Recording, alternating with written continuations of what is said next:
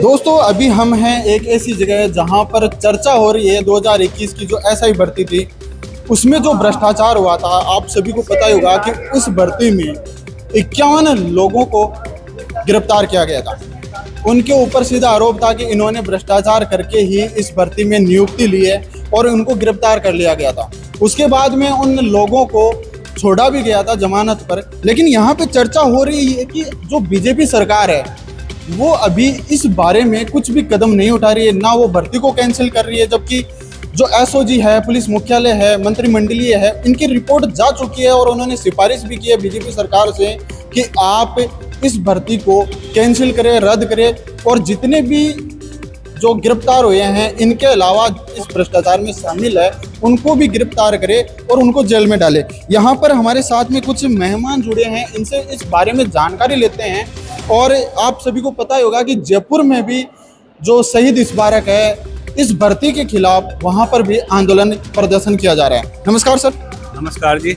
Sir, जो 2021 की जो एसआई भर्ती थी उस भर्ती में 51 लोगों को जो एसआई में नियुक्ति उन्होंने ले चुकी थी उनको गिरफ्तार किया गया था।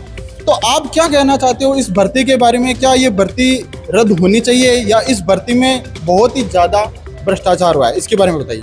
देखो श्रीमान जी, भर्तियाँ तो सभी रिजेक्ट होनी चाहिए, 2018 से होनी चाहिए, क्योंकि बीजेपी का मोटो क्या था कि हम मतलब ये चेयरमैन चेंज कर देंगे या जो भी भर्तियों में घोटाला उनका उजागर कर देंगे और सब पूरा सिस्टम करके ये सत्ता में आ गए। तो ये दोनों मिली जुली सरकारें हैं, इनका अगर ये उजागर करें तो ये फंसते हैं, ये उजागर करते हैं ये फंसते हैं।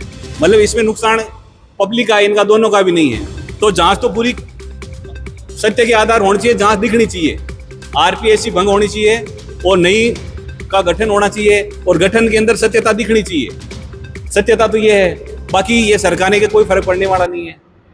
जैसे अभी एसओजी ने भी रिपोर्ट दे चुकी है और उन्होंने कहा है कि इस भर्ती को रद्द करे, उन्होंने सिफारिश की, लेकिन अभी तक ये भर्ती ना तो कोई रद्द की जा रही है और ना इसके ऊपर जो राजस्थान सरकार है वो कुछ कदम उठा रही है। तो आप क्या कहना चाहते हो? सर, राजस्थान सरकार अभी बीजेपी की सरकार है और 10 पीछे बीजेपी सरकार रही थी, गलतियां तो उन्होंने की थी।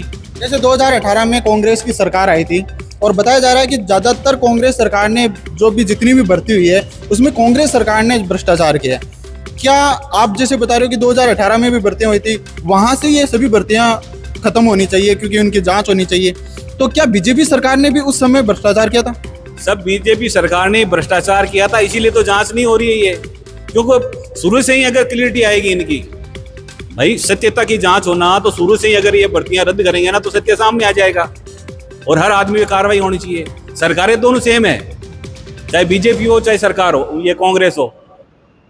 कांग्रेस की सरकार के अंदर जो गलतियां हुई है उसको बीजेपी पर्दा डाल रही है, बीजेपी पार्टी पे कांग्रेस डाल रही है, इससे आम पब्लिक का नुकसान है। जैसे यहाँ पर एक नुकसान ये भी है, जैसे आपने बताया कि जो भ्रष्टाचार करके उन्होंने नियुक्ति ले ली, अब जो भ्रष्टाचार करके उन्होंने नियुक्ति ली है तो जो आम जनता जब उनके पास में अपना काम लेके जाएगी, कुछ समस्याएं लेके जाएगी, तो उनसे सीधा सीधा वहाँ पे ये होगा कि वहाँ भी भ्रष्टाचार होगा, क्योंकि उन्होंने पैसे देकर नौकरी पर ली है, तो वहाँ पर भी फिर भ्रष्टाचार होगा। इसके बारे में आप क्या कहना चाहते हो? श्रीमान जी, सीधी सीधी बात है, जिस भर्ती के लिए उसने पैसा दिया है वो पैसा कमाएगा कि नहीं है? घर से तो भोगेगा नहीं ना, वो पैसा आम पब्लिक से कमाएगा, तो भ्रष्टाचार को ज्यादा बढ़ावा देगा। इसमें सुधार नहीं कुछ हुआ, ज्यादा बिगाड़ा हुआ है। तो सत्यता तो यही है कि इनके जो भी ये भ्रष्टाचारी उनके साथ कार्रवाई होनी चाहिए और केस कठोर से कठोर इनको सजा मिलनी चाहिए। तो आने वाली पीढ़ियां भी सोचे कि भाई उसने ऐसा भ्रष्टाचार किया, उसके साथ ये हुआ, तो एक स्वच्छ समाज का निर्माण हो सके और स्वच्छ भारत का निर्माण हो सके और हर आदमी ये अपने आप को नौकरी में गर्मान करे कि भाई मैं एक सत्य कर्तव्यनिष्ठ हूँ, ये दिखना चाहिए। अभी इसके बारे में जो भी है कोई इसके खिलाफ कुछ प्रदर्शन अभी कुछ किया जा रहा है आपके द्वारा? देखो जी, हम तो देखो किसी पार्टी के हैं नहीं, हम तो हमारे निजी विचार व्यक्त कर रहे हैं। हनुमान जी बेनीवाल कर रहे हैं शहीद स्मारक पे जयपुर में प्रदर्शन, कल उनको भी ट्रैप करके जेल में डाला गया था।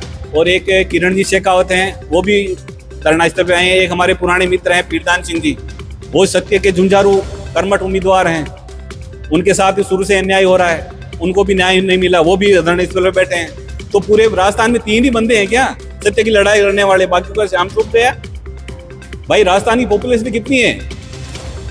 सबको सत्य चाहिए तो सबको आगे आना चाहिए ना। अगर फिर भी नहीं आ रहे तो पब्लिक जागेगी और धरना स्थल पे जाएगी। सर आपने बताया कि बीजेपी से किरण जी शेखावत है, तो वो भी इस धरना प्रदर्शन में शामिल है और अभी सरकार भी बीजेपी की है, तो इसके बारे में आप क्या कहना चाहते हो? देखो, जो सत्य के लिए जो चाहत रखता हो और जिसकी आत्मा जिंदा हो सत्य के लिए, वो आदमी ऑटोमेटिक बिना बुलावे आएगा। किरण जी आके उन्होंने बोला कि मैं बीजेपी की अध्यक्ष हूँ, लेकिन फिर भी मेरी आत्मा गवाह नहीं दे रही है, पब्लिक के साथ धोखा हुआ है, मैं इनका सहयोग देने के लिए तैयार हूँ। वो सहयोग सत्य का देने, किसी पार्टी का सहयोग नहीं देने, और सत्य की लड़ाई सबको लड़नी चाहिए, इसमें बुराई क्या है? आपको क्या लगता है, क्या ये भर्ती रद्द होगी? भर्ती रद्द करनी पड़ेगी और इनकी सुचारू जांच करनी पड़ेगी, और जांच में दोषी आएंगे उन पे कार्रवाई भी होगी। जैसे आपने बताया कि 2018 से जितनी भर्तियां हैं उन सभी को रद्द करना चाहिए, तो क्या सभी की फिर जांच होगी और वो सभी रद्द होगी? और अभी तक जैसे 2018 से लगभग 6-7 साल हो चुके हैं, तो वो भी अभी तक सरकार में या अलग अलग पदों पे वो कार्यरत हैं, तो क्या वो फिर सभी बर्खास्त हो गए? देखो श्रीमान जी, सत्य का रिजल्ट बहुत अच्छा होता है।